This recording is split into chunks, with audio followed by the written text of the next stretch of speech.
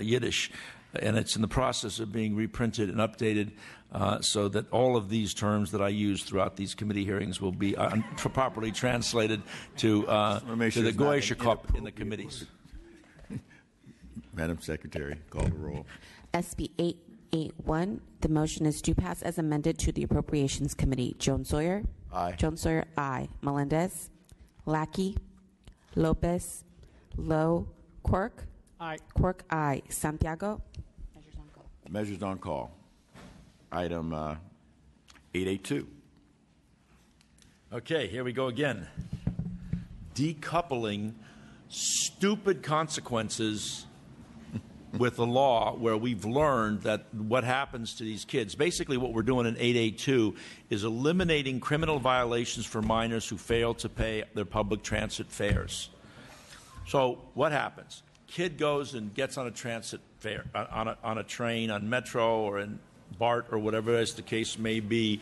And the question again is, what punishment should fit the crime? What's the appropriate consequence for a kid that does that jump in the fare or not paying the bill? Now, Senator Wachowski, I don't know if he was a senator at the time, Assemblyman, I guess, passed a measure talking about administrative processes as opposed to criminal penalties.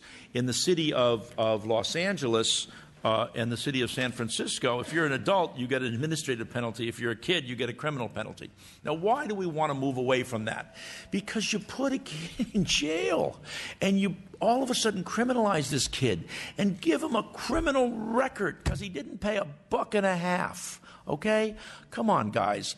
The punishment's not fitting the crime here. We're seeing the unintended consequences to these kids. And you know, the argument that comes back is, well, what's the administrative cost? We let these people get their administrative money.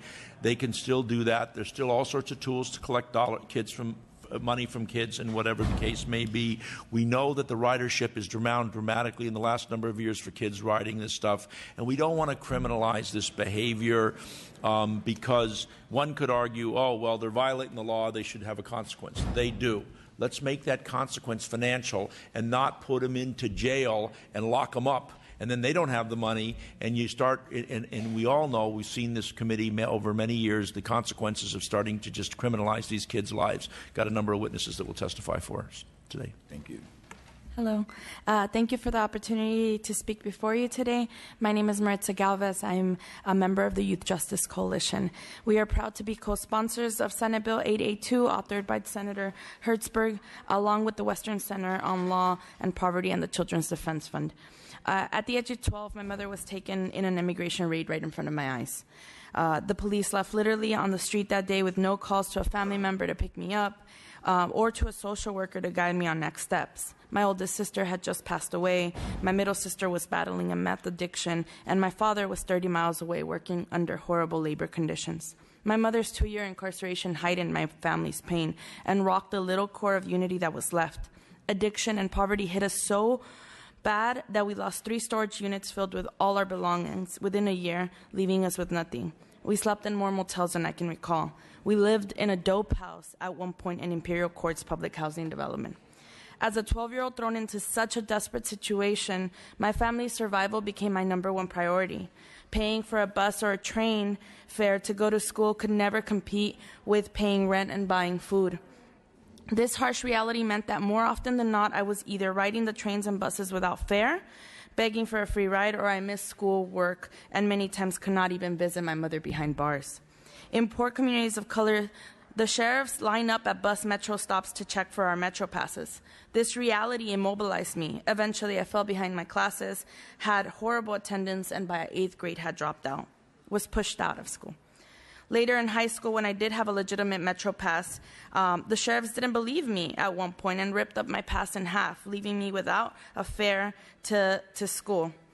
I know many classmates who were brought to school in handcuffs, issued $250 tickets that increased to $900 if unpaid, had their driver's license privilege revoked, even before they were old enough to get a driver's license, and eventually spent time locked up for failing to appear to a court for fare evasion tickets. Luis Penado had a Metro Pass, a peer of mine, and a school ID, but the sheriffs claimed that he that it was fake. Instead of calling his school and checking his history, the sheriffs arrested Luis and drove him to school in handcuffs.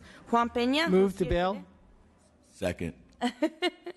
That means you're winning. Oh, okay. You confused me. Fast, make it fast. Okay. Persuasive. Look at this. Thank you. 3 years ago, the Youth Justice Coalition began to organize to decriminalize fare evasion, and we discovered that the number one cause for juvenile citations in LA County, as many as 10,000 tickets a year, was for riding the trains or buses without fare. We won a diversion process in LA, but still have struggled to make the process clear and easy to access. Based on these experiences, SB 882 is so important and personal to us. Thank you for the opportunity to present in front of you all today. Okay. Thank you. Yeah, one more minute. What? If you want to add anything you think that hasn't been added, but I think she took up your time.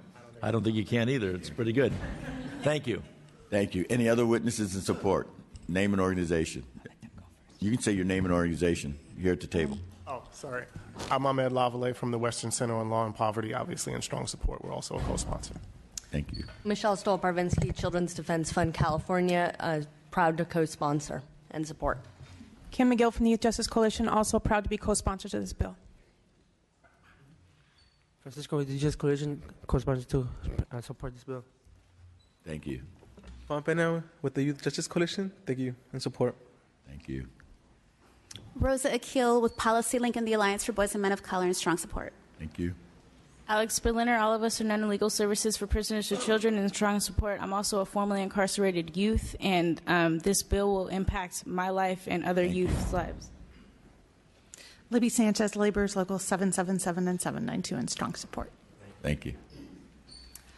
Rebecca Gonzalez, National Association of Social Workers, California Chapter in support. Natalia Dollery, the Ella Baker Center for Human Rights in strong support. Thank you. Kim Lewis with the SpiritNet and the California Coalition for Youth in support. Thank you. Sharice Domingo, Silicon Valley Debug in strong support of this bill. Thank you. Jim Lindberg on behalf of the Friends Committee on Legislation of California in support. Tim Morrison on behalf of Children Now in support. Claire Scott on behalf of the California Association of Local Conservation Corps. Thank you. Rourke Stacy on behalf of the Pacific Juvenile Defender Center in strong support. Thank you. Mari Castaldi with the East Bay Community Law Center in support. Dion Wilson, Crime Survivor Advocate in support. Ellen Eggers with the Alternatives to Violence Project in support. Thank you. Frankie Guzman, National Center for Youth Law in strong support. Are there any questions from committee members? You have a... Oh, opposition, I'm sorry. I'm really moving. Any opposition? Thank you. Thank you. Thanks, man. Really appreciate it. It's okay.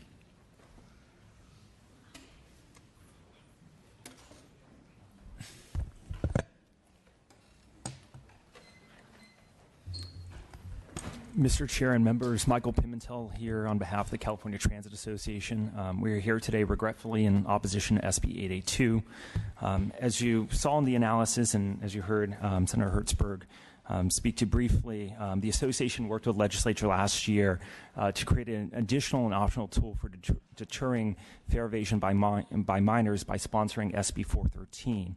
The bill essentially authorized public transit agencies to exercise an administrative process for deterring fare evasion and collecting penalties for minors. Now, despite interest in pursuing this path, only 2 transit agencies in the state have managed to set up an administrative process. There, as you heard, LA Metro and SF Muni. We are opposed to SB 882 because it takes a flawed approach to decriminalizing transit fare evasion and addressing the related issues of transit access and affordability. The bill does not, for example, examine or seek to address the real-world barriers that prevent transit agencies from pursuing an administrative process. And these include the high cost of developing and maintaining the infrastructure necessary to meet the notice and hearing requirements for administrative process, the lack of federal, state, and or local support for making a transition that doesn't require removing resources from other core functions, and frankly, the low incidence of transit fare evasion on many transit systems. The bill also doesn't acknowledge that the state's largest transit agencies have already instituted diversion programs You heard of one of them today, LA Metro and their Metro Transit School. San Diego similarly has a juvenile diversion program. And these are designed to limit the costs of citations to low-income minors and limit exposure to court systems. In fact, with LA Metro, they had a report in 2014 that found that the County Office of Probations actually files few, if any, criminal fare evasion citations despite citing for roughly 10,000. And often these are handled between probation officers and minors and their families and resolved for $50. Moreover, the bill doesn't acknowledge that issues of transit access and affordability are addressed largely by discount transit passes. LA Metro offers a 30-day pass for $24 and $16 for unincorporated cities like East Los Angeles, East Compton. SF Muni has free Muni passes for youth between the ages of 5 and 18. And so we're opposed to this bill in closing because this bill would bar cash-strapped, heavily subsidized public transit agencies from utilizing the existing cost-effective tool used to recover nominal fares. We respectfully ask for your no vote. Okay, thank you. Thank you, Mr. Chairman and members. Moira Top on behalf of the Orange County Transportation Authority, and we too are regrettably here in opposition. Our board is actually rather sympathetic to the intent of the bill, what our concern is the practical application. I think this is a good example of a bill with great intent, actually, and our board supports trying to find additional alternatives for youth riders. But the practical application from our county is very problematic. In fiscal year 15-16, out of 43 million riders, we had 2 minor incidents that were reported to the county sheriffs. These were flagrant and repetitive violators. We don't have an administrative process. If this bill were to be put in effect, we would have 2 options. We would either have to create an administrative process where, honestly, we would probably end up issuing more fines and penalties than those 2 that we did in order to support the administrative function of an administrative process, or we would institute a process where minors would ride free, which is something we've considered and we think is actually a good option, but the concern is that it would reduce our fare box recovery, and that is a legal mandate that we have to maintain a certain fare box recovery of fares that are provided to or by riders, and if we fall below that, we can't legally operate. So we do regrettably ask for your no vote today. Thank you. Do I have time? You have 1 minute. Okay. Go for it. Asha Harris on behalf of the California State Sheriff's Association in opposition. While we understand the desire to eliminate the impacts that unlawful fare evasion can have on minors, we do not believe that this bill is the right approach. We do not believe that providing that a minor cannot be held criminally accountable even if existing administrative penalties provisions remain in place for an act that is still deemed to be illegal is the appropriate way to achieve this goal. So, we recommend that if that's the case, then let's do it through the agencies and other ways instead of saying that an act that is illegal is not illegal for minors. So, thank you. Thank you. Any others in opposition? Any other witnesses in opposition? Any questions from committee members? I can address the answers. And in your close, could you address some of the issues that were brought up? As I think about this and listen to the responses here, and I've got the opposition, our job, in my view, as legislators is to work and to figure out the common good, to look at the big picture. Often advocates who come before us in any one of these committees focus on their narrow world. And they always talk about practical application. Well, the practical application isn't practical application for the operation of government. The practical application is the practical application for their agency and how hard it is for them. What's the cost to society to take a kid and to put handcuffs on him and put him in the back of a squad car? What's the consequence to Luis Gonzalez, who spent 4 days in jail? And what's the cost to government to let this kid sit in jail finally to then to be released? Or somebody else losing their driver's license? What's the consequences in us balancing the larger costs to society and to the whole budget that we otherwise have to to enforce here. The reality of the situation is what we're trying to do in this measure is to look historically and say, well, you know, is this really an argument? And Orange County said there were 2 incidents. Is that something that then rises to the level that we should then create this situation? Because clearly they've made the point that there are only 2 such incidents in their county. We know there are over 10,000 in Los Angeles County. What does that cost, let alone the cost to the kids and the impacts on their lives? We're just trying to take a holistic view here of kids' lives. We don't want to put them in jail. We've seen the testimony with respect to other measures, and we have a number of examples like that. We know that African-American males are 6 times more likely than white riders to be cited, the kids. They're like to be cited. What is the practical implication in that regard for communities that are already disadvantaged and put under in this horrible situation? And even when a minor makes 1 court appearance, their chances of dropping out quadruples. That's data. What's the cost to society when a kid drops out of school? So, yes, does it maybe an impact administratively for those? We're not mandating that there's administrative requirements. None of that's in the measure.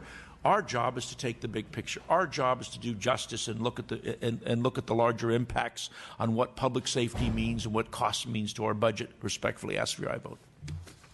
Thank you. And the chair recommends an aye vote. Madam Secretary, take the roll. SB 882, the motion is due pass. Jones-Sawyer? Aye. Jones-Sawyer, aye. Melendez? Lackey, Lopez, Lowe, Quirk, Quirk, aye. Santiago. That measure's on call. Thank you, Mr. Chairman. Thank you, former Mr. Chairman. From former Mr. Chairman, I very much appreciate your patience. Thank you. You're welcome. Mr. Mendoza is here. 1332, item number 18, and then after that, Mr. Pan.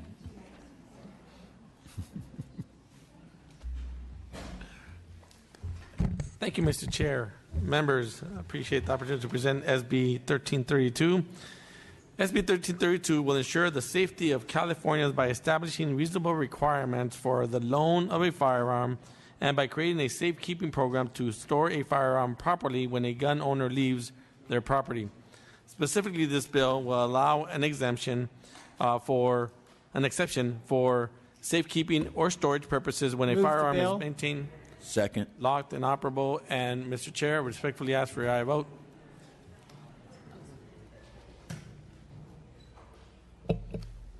Thank you. Witnesses in support? Oh. I'm here in my helping Senator Mendoza in my pro tem capacity. Okay. Thank you. Any other witnesses in support? Any witnesses in opposition?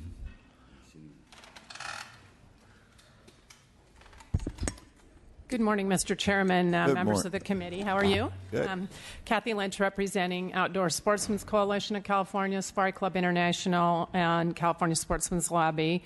And I know my colleagues are in another committee testifying who are also in opposition. We don't have any objection to the opportunity for domestic partners and a spouse to register. Our objection is to the loan provisions of the bill. Which, again, for the hunting community, a lot of folks that hunt have owned these firearms for a number of years. I'm having trouble hearing. I have owned these firearms for a number of years and have loaned them without incident.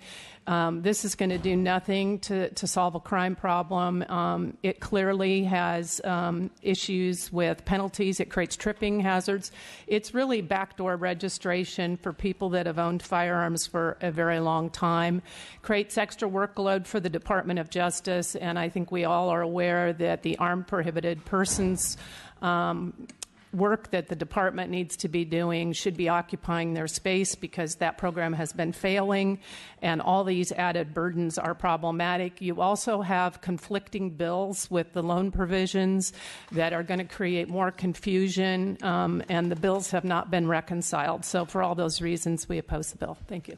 Thank you. Any other witnesses in opposition? Are there any questions from committee members? Mr. Mendoza, you may close. Mr. Chair, answer any questions. Yeah, we are working with with any kind of conflict with the other authors. Santiago knows we're working very close with his office, so there's no issue there. These are all new exceptions, so it's nothing that is going to creating much of a problem for the opposition. So just, Mr. Chair, thank you for your work and appreciate the opportunity to get an aye vote today. Thank you. Okay, thank you. And the chair recommends an aye vote. Call the roll. SB 1332, the motion is due pass to appropriations. Jones Sawyer? Aye. Jones Sawyer, aye. Melendez? Lackey? Lackey, no. Lopez? Lowe? Quirk? Aye. Quirk, aye. Santiago? Measures on call. Thank you, Mr. Chair. Mr. Pan, Senator Pan.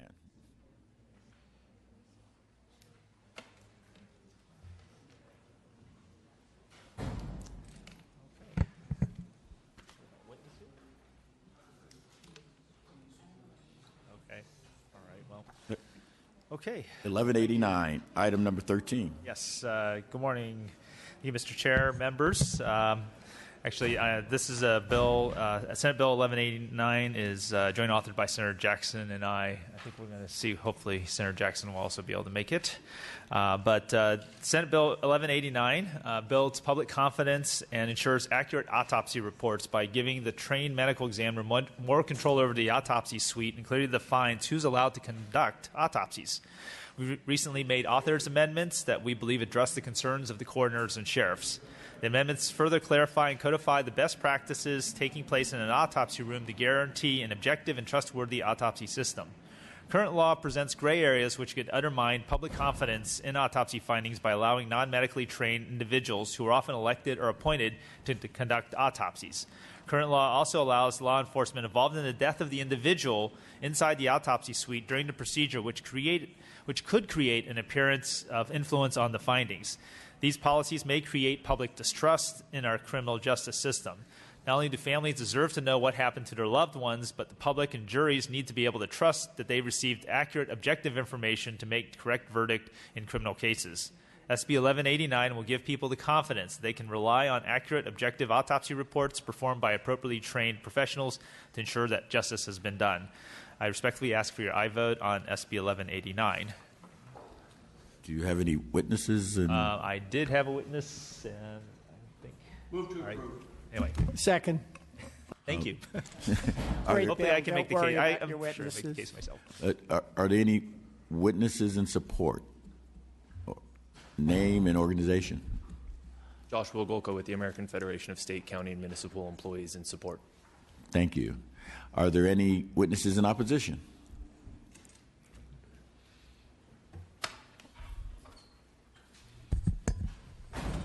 Good morning, Mr. Chair and members. Danielle Sanchez on behalf of the California State Coroners Association and the California State Sheriff's Association have asked me to speak on their behalf as well. I do want to begin my comments by saying that we have been working very, very closely with both Senator Jackson and Senator Pan, and we thank them and their staff for the work with us. We are actually very close to being able to remove opposition. We're currently in the kind of final process of review for that, but we've made a lot of progress on some very significant operational issues. We certainly understand, I think, the intent of what they're trying to get at relative to clarifying the role of the physician in doing the autopsy, but there's also this larger investigative role that the coroners and sheriffs play in the process, and we want to make sure that both are appropriately addressed in the bill, and we think we're close to getting there. So we hope to be removing opposition in the coming days, and thank both senators for their work with us on that.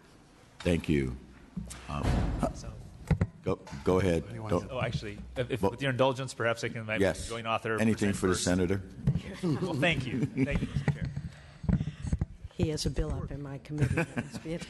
I apologize for being late. I think we're all in the same boat, and I apologize. I wanted to just share my involvement with this bill and first thank Senator Pan for his work on this. This bill arose as a result of an incident or a series of incidents that occurred in my district, which ultimately led to the dismissal of the Ventura County Medical Examiner, where it was found that forensic autopsies were being conducted by unlicensed and unsupervised staff, and in some cases while the county medical examiner was on vacation in Florida. When this came to light, it became apparent that legislative action was needed to address the identified lack of clarity in the law in order to ensure that the public's faith is retained in how and by whom and when a forensic autopsy is conducted. I know there have been some concerns expressed by the State Sheriff's Association and coroners, and as was mentioned, we are working diligently. We have the doctor's perspective, we have the indignant community's perspective, trying to come together with the various stakeholders to develop a agreeable language that will reflect current and best practices so as to not lay additional costly duties on county coroner and medical examiners' offices.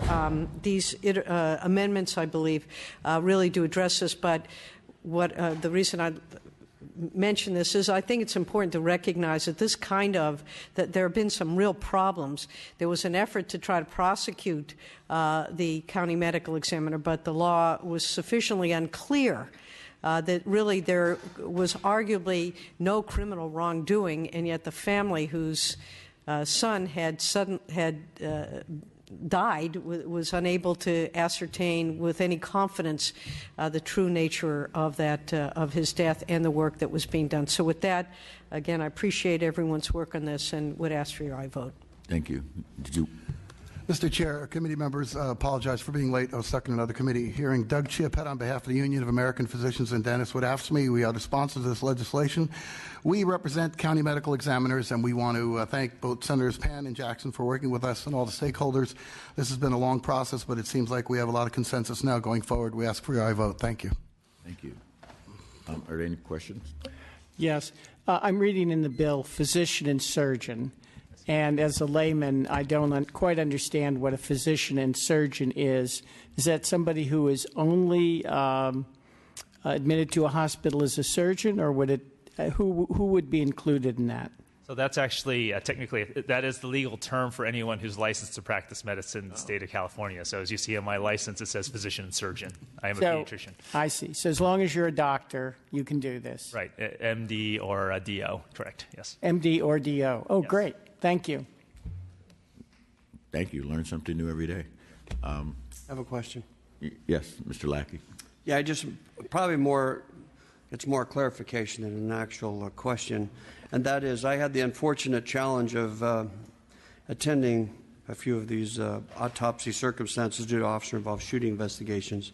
And I just want to make sure that this particular proposal does not disallow those kinds of investigative practices to continue. So, for law enforcement to be present during an autopsy is still going to be permissible? Yes, as long as the law enforcement officer who's actually involved in the shooting, so we've agreed that could create a perception, whether of conflict. So therefore, that law enforcement, the personnel who are actually directly involved in the incident would not be, but other law enforcement, obviously for the purpose of investigation, would be. Yeah, most agencies don't allow officers involved in that shooting to be part of that investigative team. So thank you very much. You're welcome. Thank you. And you're close. Respectfully ask for an aye vote. Thank you. Thank you. The chair recommends an aye vote. Madam Secretary, call the roll. SB 1189. The motion is due pass to appropriations. Jones Sawyer? Aye. Jones Sawyer, aye. Melendez? Lackey? Aye. Lackey, aye. Lopez? Lowe? Quirk? Aye. Quirk, aye. Santiago? The measures on call, we need one more. Okay. And thank you. They're probably all in public safety right now. Senate.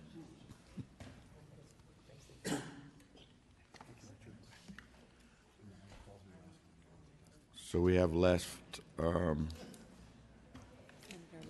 Senator Lara, Bell, Galgiani, Glazier, and Hancock.